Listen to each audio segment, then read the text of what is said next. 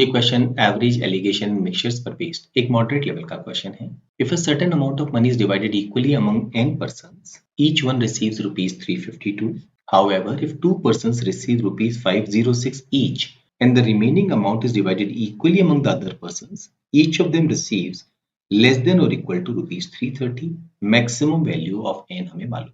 इस क्वेश्चन को allegation method जो है उससे हम ज्यादा अच्छे से कर पाएंगे। दो पर्सन ऐसे हैं जिनमें से हर एक को मिला है 506 रुपीज। टोटल पर्सन n है, तो what about the remaining n-2?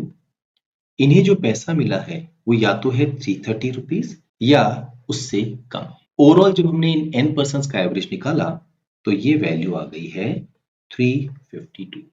अगर हम 330 से ये कैलकुलेशन करें तो यहाँ पर हम क्या करते हैं, डिफरेंस लिखते हैं on the opposite side. Difference होता है higher value minus lower value.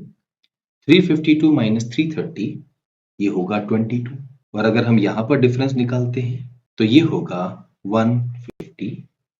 ये रेशियो बताता है किसका, यहाँ पर जो पर्सन हैं और यहाँ पर जो पर्सन हैं उनका। अगर ये 1 है तो ये 7 होगा, अगर ये 2 है तो ये 14, यानी n-2 की वैल्यू 14 होगी, और उस केस में n की वैल्यू 16 हो जाएगी। ना क्या हो अगर ये वैल्यू 330 से कम हो जाए? अगर ये वैल्यू 330 से कम हो गई तो ये जो डिफरेंस है वो 22 से बड़ा हो जाएगा। जैसे ही डिफरेंस 22 से बड़ा होगा, बिकॉज हम 154 को इस नंबर से डिवाइड कर रहे हैं, हमारी वैल्यू 7 से कम होगी तो ये वैल्यू 14 से कम हो जाएगी, तो हमारा सम 16 से कम हो जाएगा। हमें मैक्सिमम पूछा गया है n के बारे में, तो हमारे इस क्वेश्चन का आंसर क्या होगा, 16।